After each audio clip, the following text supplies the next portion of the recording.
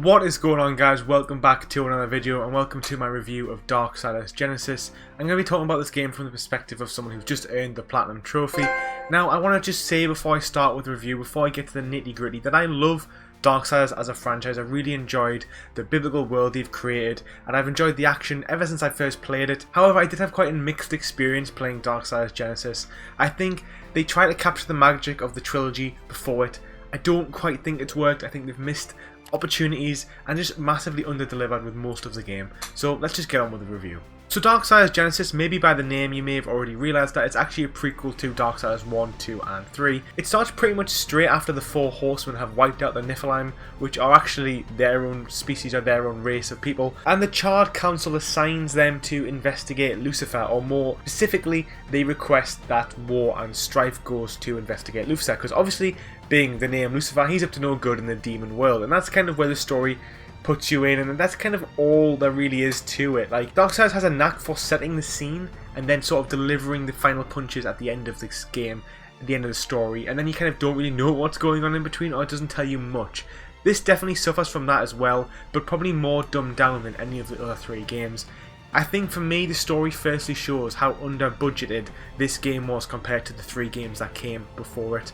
The game is told completely from an artistic slideshow style way of telling a story, and although the artistry is fantastic, the game looks gorgeous, we all know that's a very lazy, cheap way of telling a story. Not to discredit the artists, because they're all very talented, but we know in terms of delivering a story it is definitely one of the more cheaper ways of delivering it. But other than that, the game doesn't really tell you anything. There's no cutscenes other than the initial one you see and a few slideshows here and there, and then at the end the story is somewhat juicy, but in between it's just filled with not a whole lot of nothing. You just go around chasing other demons, killing them to get more information on Lucifer, and that's kind of it. It doesn't really explain much as to why you're doing anything. Now you may say, which is a very common thing for people to say, well, gameplay is king, so who cares about the story? I've played games lacking in story like Bloodborne, Remnant from the Ashes. These games have had very little story to offer, and they've still been absolutely fantastic games.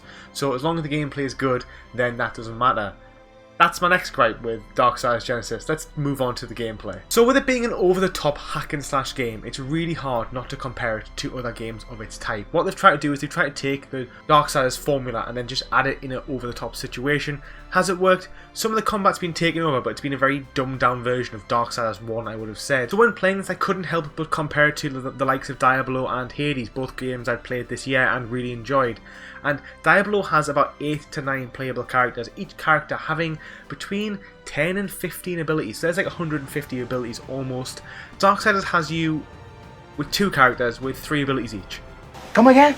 So already that's clear that this game is not very varied. There's not a lot of variation to your game styles. You'll always play the game the same way. Yes, there's 2 characters which you can change at any time, and they do play massively different. Strife's a very ranged character and War's a very close combat character, and they have different abilities, but there just isn't a lot of their abilities. Each of them has one good ability, so the other 2 abilities you just don't use because there's not enough power behind them, so you pretty much just have one character or 2 characters with one ability each, and it just makes the game become very stale very quickly, unfortunately. A very specific gripe as well is that you spend a lot of your time moving, running around, and the characters move far too slow.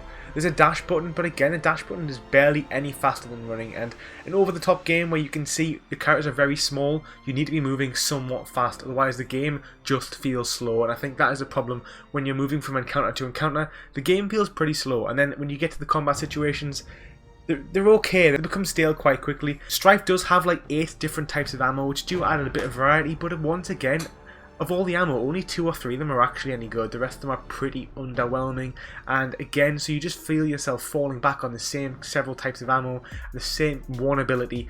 You can get the idea. This game is pretty long, coming in about 45 hours to earn the platinum, and I was pretty fatigued after 15 hours of playing, I have to say. So a second big part of the gameplay is actually the puzzles. So a big part of Darksiders is the puzzle mechanics, and they carried that over. From an over-top perspective, I didn't think it would work, and it kind of does, I have to say. So although the combat may be lacking in depth and a bit underwhelming, the puzzles, which are in fairly frequently, probably 10% to 20% of every level, you'll spend doing a puzzle, and the puzzles are pretty fun. They make you think, they're not too hard, so I'll have to give them the props to that. It does help break up the gameplay quite significantly. Now, one thing they've added though, which I don't understand why they've done it, is the platforming. So I've never played an over-the-top game with platforming, and I know why now. Darksiders Genesis has platforming because Darksiders 1, 2 and 3 all have some form of platforming, and I have to say it utterly does not work. It just means the levels are either excessively wide, excessively big at certain elements, and then back to narrow paths, and it's just technically difficult to land on and just not an enjoyable experience, and you can sort of tell straight away why no other over-the-top platformers have any sort of platforming in them. Now, another positive I will add is the leveling up system. So what they have is this system called cores. Basically, you get cores which give you little abilities, little buffs, which you level up by killing certain enemies in the game. And I have to say, I did really enjoy this core creature customization. I thought it was added a lot of new depth to the game. You could definitely customize your stats and how you wanted to build your character, so you could maybe do more damage from certain abilities and move a little bit faster, or do a little bit more damage with certain weapons. Okay, so two final things before I move on to the Platinum Trophy details. Firstly is there is an arena mode, which you level up, and that's where you earn more creature cores to level up your characters. You can get them from the gameplay story, but it's faster through the arenas, and there's an endless arena mode, which you have to finish to get one of the certain trophies, and that's pretty fun, I have to say. I enjoy those arena modes where you can just keep fighting enemies for as long as you want, basically like a horde mode. And the co-op. So this game has split screen co-op and couch co-op, and I have to say I did have a lot of fun playing this game in couch co-op, and because of that I found the first 10 to 12 hours quite enjoyable, I have to say. However, anybody can have fun playing a game in co-op. It's the fact that when you play the game without co-op, it should still stand up as a strong game, and I just think Darksiders Genesis just drops the ball on this. Okay, so the Platinum Trophy, how hard is it to actually earn the Platinum Trophy? A lot of the guides say 4 out of 10, which I strongly agree with. This game took me 45 hours to finish, all in all, and that's because there's a few things you have to do to earn the Platinum Trophy. Firstly, finish the game once, which unlocks you the hardest difficulty of Apocalyptic difficulty. By the time you've leveled up your creature cores and stuff, you can pretty much just jump straight into this difficulty, and it really isn't that hard, as long as you've learned how to play the game. Another trophy is for finishing the arena, which is just basically getting a certain score on the end of this run. By the time you get that, I would advise you get that after you finish the game once, because that really helps you master your gameplay, especially with both character Strife and War. So I would do that. Then once you've done that, you're pretty much good enough to finish the entire game. When you finish the entire game the second time round, it makes you realise how short the levels actually are. I finished the game on Apocalyptic in just 6 hours, which is crazy to think that it took me about 25 to 30 hours to finish the game the first time round.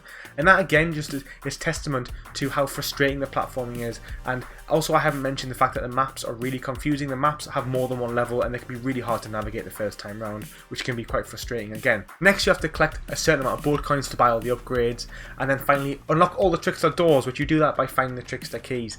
Thankfully, the collectibles on this game are pretty easy to find, because you can find a treasure map in every level to help you find them all, so it's not too difficult to do at all. Okay, so I haven't really sold Darksiders Genesis to you, I imagine, and that's just because after really trying to analyse what I was enjoying and what I wasn't enjoying in this game, I can only sum up what I enjoyed to a few things. The leveling up system was pretty fun, the co-op system was pretty fun, the combat was fun initially for about 10 hours, but then after that it just became very, very dull and very sour, and as someone who just came play Diablo 3 and Hades this year, I can compare to them only and just say that those games are massively better in the combat and the fun department.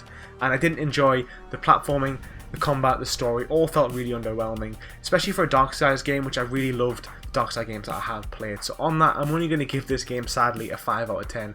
It's pretty bang on average, I have to say, especially considering you compare it to its predecessors. Okay, on that guys, I'd like to thank you very much for watching this video. If you played Darksiders Genesis, I'd be interested to know what your thoughts are. Am I being a little bit harsh? Am I being a little bit overly critical? That might be the case, but you know, it's how I felt playing this game. And when you earn the Platinum Trophy, when you do everything the game has to offer, it can sometimes sour your experiences, but I feel like it just didn't deliver where I wanted it to deliver. On that, thank you for watching. Don't forget to like and subscribe, and I'll see you in the next video. Take it easy.